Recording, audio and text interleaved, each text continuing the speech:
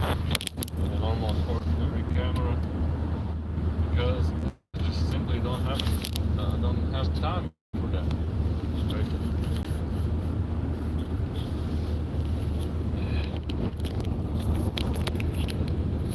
So about the AI systems, I wanted to share a really interesting experience and also a little interesting thing. Oh, come on, about the AIs, the conclusions. So I just managed to put my camera right here. Okay. So hello everybody. So about the AIs systems, I decided to make some couple of websites, interesting ones, and I started to search Google a couple of things. Anyway, let's get to the point. I found out that they are artificially generated AI images. So what you do is, whether you type in, let's say for example, please draw me Alpha, a dog, King Charles Spaniel dog, riding a forklifter,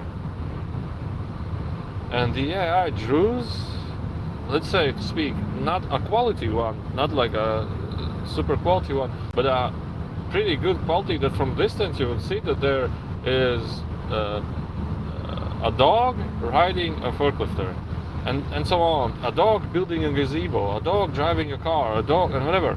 And what you see is the AI draws realistic images out from its major databases, where actually a dog is riding a forklifter. Now, those who don't know what a forklifter is, it's in warehouses there are these I don't know, tractors that lift up heavy loads with two forks, and so it's a driving equipment, lifting equipment. So, anyways, yeah, in Latvia there are floods. So I want to congratulate you all. Not congratulate you all, but say that global warming, what I see right now, is just a complete conspiracy theory. If I look outside, what do I see? I see puddles, green grass, green trees. It's winter. No snow, no nothing. One day -5 degrees, the next day +10 degrees, and in the middle of the winter. So this is something really unusual. So let's continue about the AIs. So the AI systems, and I started to study how do they do this, and I come across a couple of interviews with really advanced AI engineers. Also, some of them were working with Tesla. So anyway, putting this all together with my own knowledge, with channeling knowledge, with some information I got, with some information what other people were talking about, the Tesla engineers were talking about the AI systems. That it's a matter of technology. Now our data centers, like Google super server data centers, they have the capability of like a 10 human brain working together. So they can study, let's approximately speak, more or less as a 10 human brains as working as one. So it's a ton of neurons. In maybe a couple of years, there'll be like one data center is like 100 human brains together. But eventually, what happens is, what he was telling is that the AI systems can learn literally everything, and he was talking about many of those things. What was said also in the information what I got like maybe 5 or 10 years ago about the theory of duality. Like everything is made of a duality, and everything has its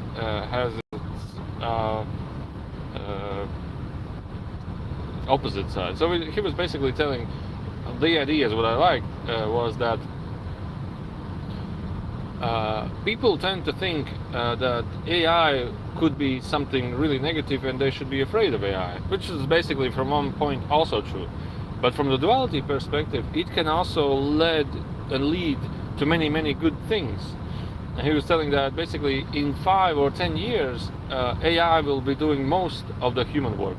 And in fact, it's doing many works already. For example, I like this software called Google Maps, where it's showing you when you drive where you want to go, type in, and it shows you the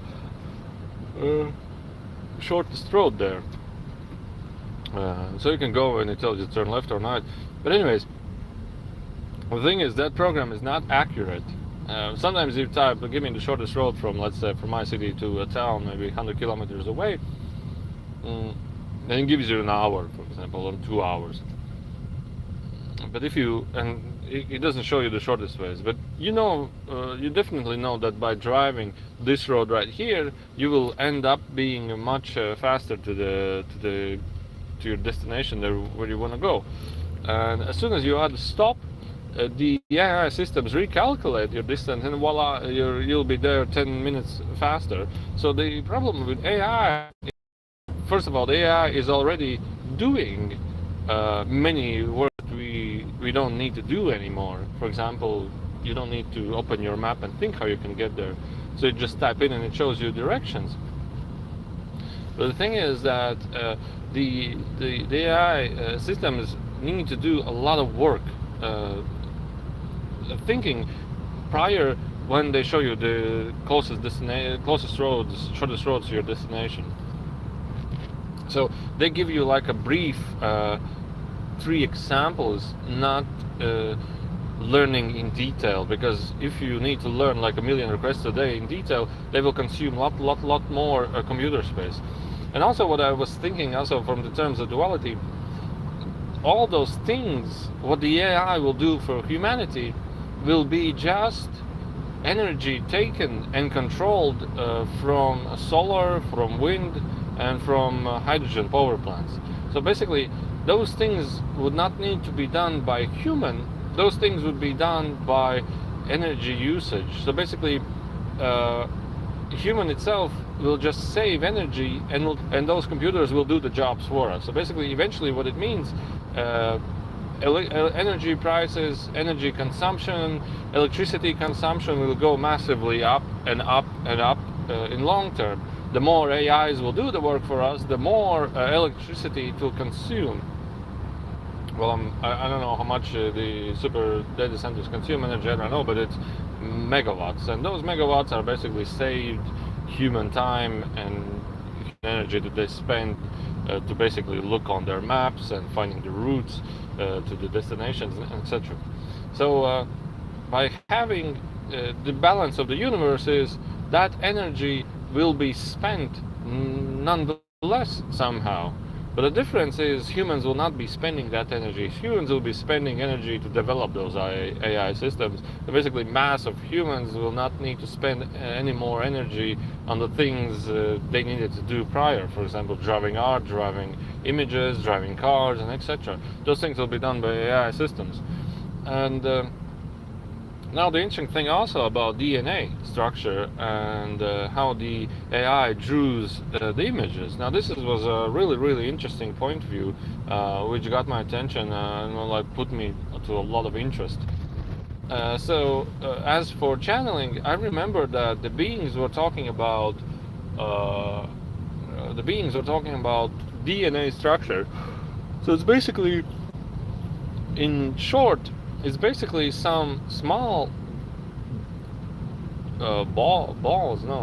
some small spheres like dots in the DNA structure make up a puzzle. And when the cosmic energy sends through that puzzle, it disrupts this energy and starts crystallize like organs or cells related to the disruption of that energy, which is caused by basically tiny spheres in the DNA structure pointing out and misleading in different places. So like a tiny dot maze that guides the energy, and through this guidance it transforms the energy, and it transforms the energy in cell-to-cell organs. So basically what it means is we maybe have 20 or maybe 30 different organs, I don't know, including bones. Like a bone is one organ, and brain is the other organ, eye is third organ. So each of these organs have a different energy consistency, and therefore it creates a different dense material. And this is caused by what I understood from the energy flow through these tiny points and dots of these spheres. So energy passes through, it's disrupted in some manner, putting the energy in some different shape or form, and then with mixture of water and some other stuff, minerals maybe, I don't know what's in the organs, it crystallizes cell to cell. So eventually what you have is a tiny compressed DNA structure, and with the laws of universe, with the laws of physics, not like physics, with the laws of universe, the matrix of the universe, the energy flow, it crystallizes a human body. So basically you have a couple pixels, and the matrix of the universe, the energy flow of the universe, the natural laws of the flow of the energy makes it to a human-like form. And it applies to everything, like trees and seeds and everything. So about these AI images that they drew, I was really curious to see how he will drew me. I uploaded my image, and I type me as this Arnold Schwarzenegger, a Terminator, drew me as Jesus, or drew me as something else. I don't remember which I wrote. A businessman, Sylvester Stallone. And it draws an exact image, but some parts of me you can see on those images that are drew, like this Terminator face, for example. I wanted to make a nice presentation with this video, but I don't have time to do that. So I won't just show you those images. So it was funny. It was, first of all, it was a real high quality, and it was funny also to watch those images. And it was, in my opinion, I was amazed to see those images. And I was like, how does he do that? I was like, how does he do that? From my own perspective, I thought maybe he's taking some parts of that image, taking it out, putting in some parts of image from the Stallone's image, and then just redrawing it. And I was like, but that will be highly young quality. And then I started learning and finding out on internet how does it actually work. It's pretty easy, and it's pretty close to DNA structure. So now I want to get to the point of this video just shortly, so stay tuned. It was a really interesting thing. So these AI structures, how they learn this, and how did they but anyway, it's a human that developed this system. The AI follows human laws, and when we channel this, the beings have difficulty understanding what is an artificial intelligence. Nothing is artificial. Everything is created. So you create it. You call it artificial, but it's not artificial. It's created, therefore it's true. And they agree to call it as informational technology intelligence, or computer intelligence. Not artificial intelligence, but computer intelligence, which to me was a really close thing. It was really like, yeah, that's what it is, a computer intelligence. Everything has an intelligence. Nature's intelligence, human intelligence, computer intelligence, like, animal intelligence. They have some sort of intelligence. So anyways, so how did they draw these images? They firstly learn the neural networks I've talked about this in different videos. But they firstly learn neural networks. They give, for example, an image, like let's say a selfie of you, and they remove like 20% of the pixels. Then they put it into neural network that will output a guess of what was in that image.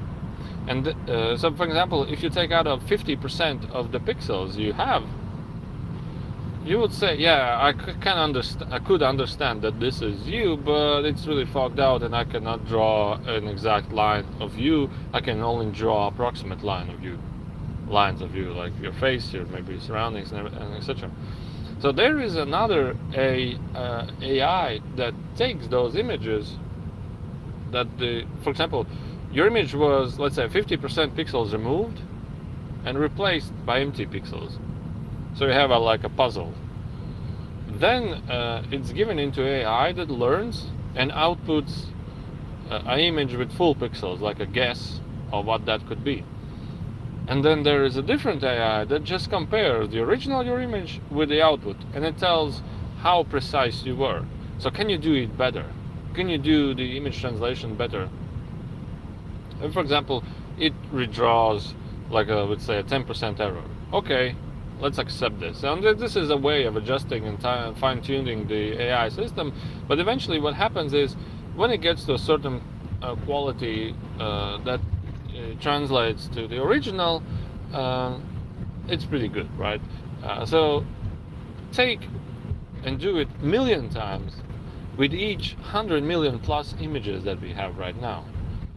And eventually, after those 1 billion images, or 100 million images, or maybe 200 million images, or maybe trillion images that are given, and those images are taken all over the internet, if the AI can reproduce the original image, let's say to an error of 5 to 10%, that's pretty good. So basically what you have, AI will redraw your image from only a couple of pixels. Maybe then, if it's really good at 50% taking out pixels, take out 90% pixels, and it will redraw, let's say, to an error of 20, maybe 15% of your image.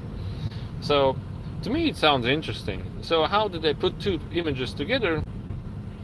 Is they take out, let's say, 70% of your pixels, 70% of Stallone's pixels, put them together, it makes up 60% of pixels, and then the AI just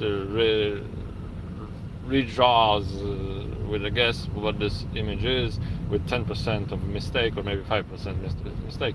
Eventually what happens is you took DNA from one person, mix it together with another person, the DNA mixed together, apply the natural universal matrix, and it draws a different human, a different image. So to me it's really interesting. So if these AIs could relearn the cause and effect, or the matrix principles, how this world works, and I think it will be only a matter of time. And they can learn it from anything. They can learn it from images, they can learn it from videos, they can learn it from sounds, they can learn it from nature images, they can learn it from everything. Because there is a certain pattern how everything works. There is like a certain pattern of laws, hidden laws and layers, how everything interacts with everything. So for example, if you take a tree, right? You see a tree full of branches, and you take a kidney, you will see the same patterns, or neurons. You will see the same patterns, like roots, and stretch out to various places of the body. If you take a kidney and make it a two-dimensional image, and take, for example, some rivers from a distance, or these I don't know how you call it, these lakes, swamp lakes, you will have a really similar image again. The patterns follow everywhere.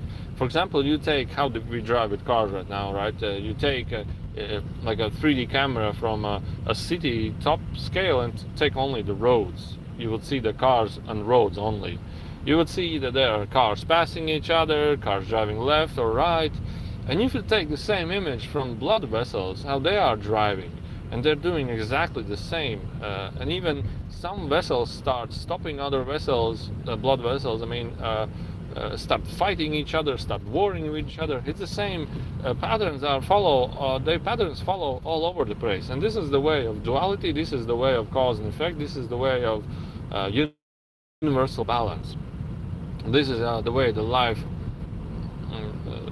These natural patterns, I would call them, these natural duality patterns, and they will exist throughout this universe everywhere. So imagine now your DNA, maybe it's 3 pixels of you, maybe even 1 pixel, but it can redraw you. So imagine this AI now takes only 3 pixels and it can redraw you, let's say, a certainty of 30% mistake, and you take 3 other pixels from another person and it can still redraw you with less error because it has more pixels. It has 6 pixels. So, and each pixel contains 3 different layers, red, green, and blue, and each of these layers are values of 250, 0 from 250, 3 layers. And you can have more layers. You can have more 250.0.7 and etc. Whatever. Eventually, what it means is 255 times 255. That's nearly 50,000 variants of 1 pixel times 255, and it gets to like 1 million variants of 1 pixel. So 1 pixel, unique pixel, mashed out with the various types of colors, it could put out, I don't know, 255 times 255 times 255. It put out 1 million variables, maybe more, and then you compare it and to how many pixels we have, our image has, and then you can think about how many variants the DNA has, variants to redraw from. So anyways, now imagine our planet. If the AI can redraw something, it can actually draw a planet as well. I'm not talking as if it now could, but it could redraw the planet as well.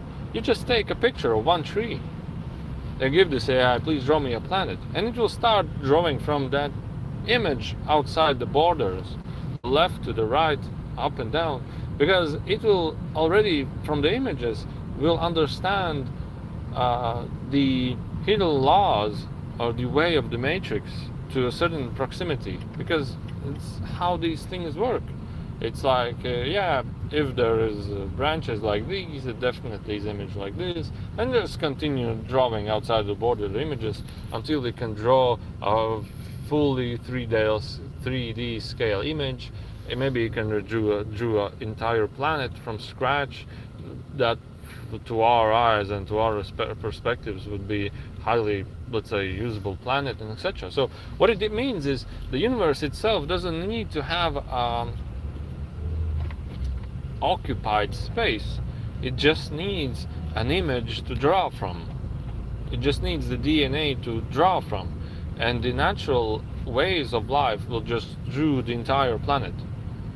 This is the part, the laws or the hidden laws of the universe, or the duality of the universe, the way of life is hidden. We don't, as humans, don't understand it, but an AI can understand it because it has a huge and tremendous amounts of data capabilities that the AI can do, and it will do more and more and more and more. All the human needs to do is figure out a way how can you adjust, fine-tune the AI to give you the output what you need. So eventually what could happen is that these natural hidden laws of the universe, or the patterns of the universe, or the continuum of the universe, that it can draw you from only 3 pixels, let's say from only DNA structure, or redraw the entire planet only from 3 pixels. It can find the patterns in you that tell you, yeah, you have a disease, it's because of this. You have this, it's because of this. You have this, it's because of this. This happened to your life, it's because of this. And it can also change the entire medicine. You can change the entire politics. I mean, like politics, like governing structure, because you don't need that anymore. Because human, like individuals, like we and alternative people, they will develop an AI system that can learn to find matches, person to person find matches. Like, I mean, like if you're looking for something, Palm AI gives you the right advertisements, for example. But it's at some point it will give you Palm. Here are the people that you are looking for. They also want to buy or sell stuff from you. Here they are. So the AI can overthrow the governments and overthrow the inefficient governing powers, or maybe change the way the society is governed dramatically. Of course, it can be good, it can be bad ways, but anyway, it can change it dramatically. So imagine you were studying as a painter or artist or a musician. After 5 years, you won't need to have this job. Nobody will be giving you, offering this job. Maybe in some other countries, but the AIs already are taking all over the industries. They will be taking all over from art, music, transportation. I definitely think banking and loaning systems, because the AI will recommend the loan issuer which persons are trusty or not trusty, maybe only by the face. Who knows, right? Real estates, companies will be like price valuing your apartment only by the images you have, and etc. Of course, it doesn't mean that they will be flawless. It means that they will, at some point, the outputs will be garbage, but maybe a year or 2 years later, the outputs will be impressive, and it will be like mind-blowing.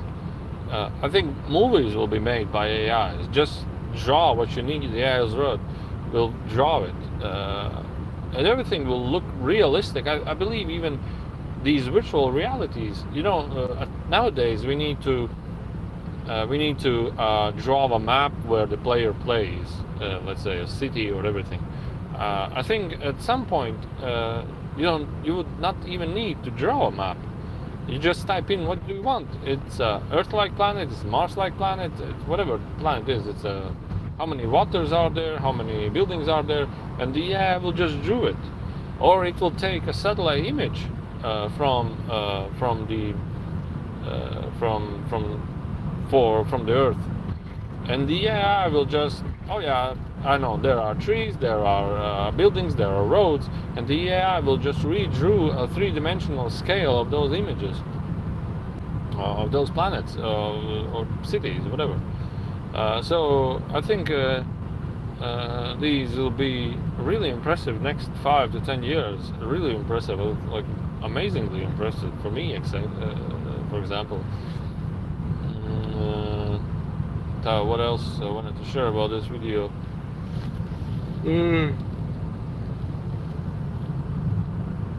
Alleged gangster.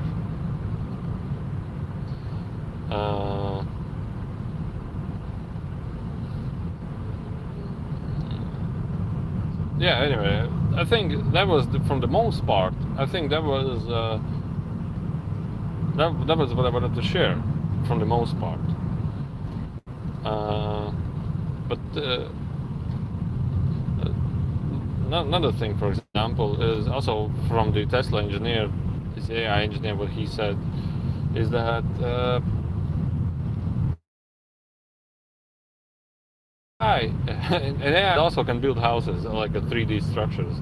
At some point, the AI will learn enough to create without any data inputs. I mean, like, you learn enough, like you learn the architecture, like engineering, art, and you have learned plenty enough to make your own decisions and conclusions about the question that's been asked, or learn it by yourself. So at some point, the AI will not need to learn anymore. He could and he will create everything that the human needs or the human asks for. And maybe it's already doing this in some hidden bunkers or hidden layers of our society. Who knows, right?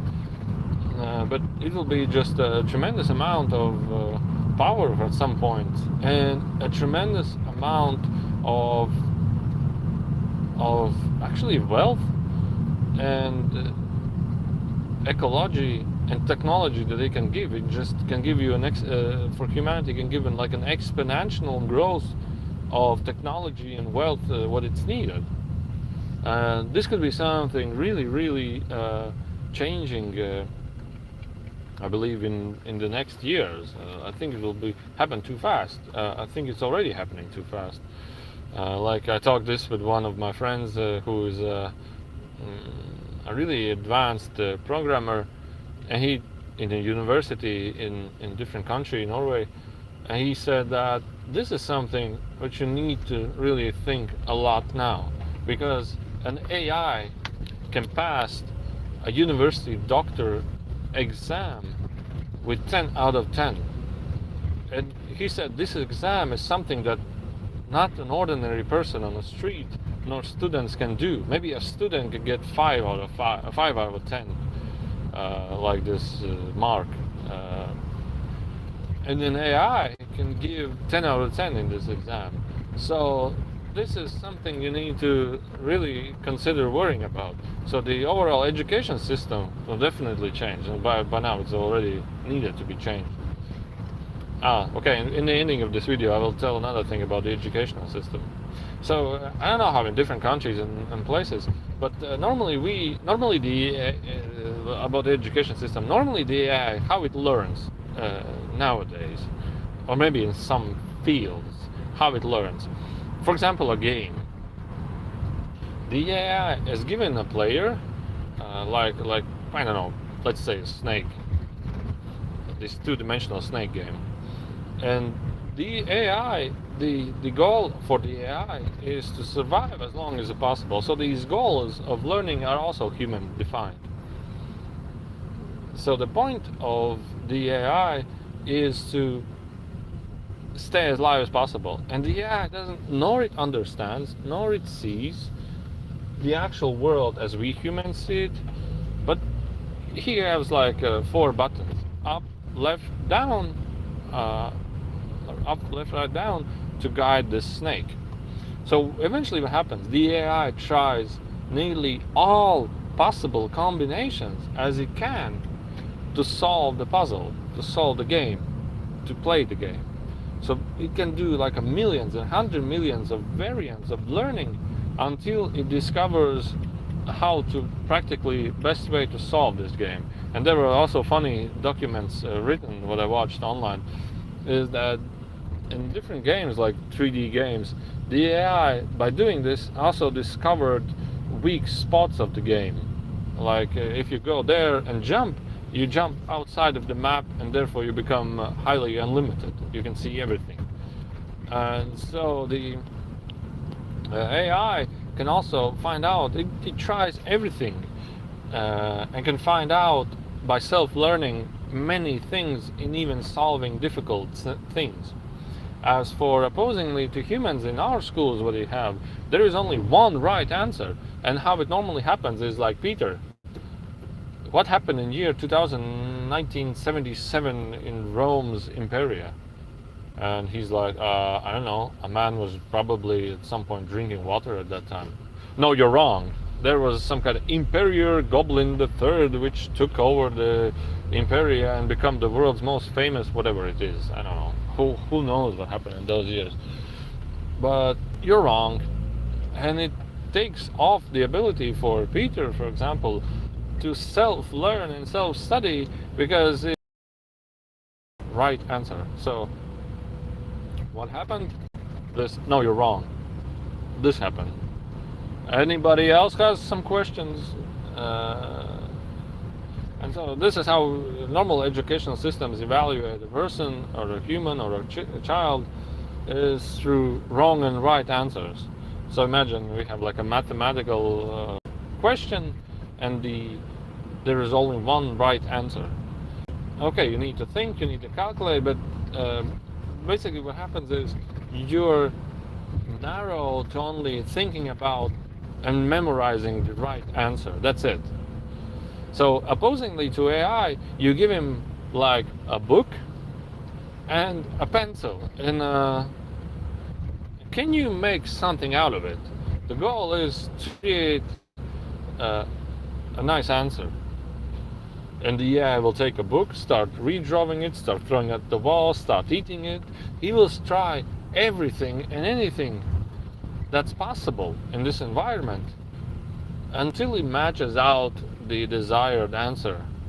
So, as I told to one friend of mine, uh,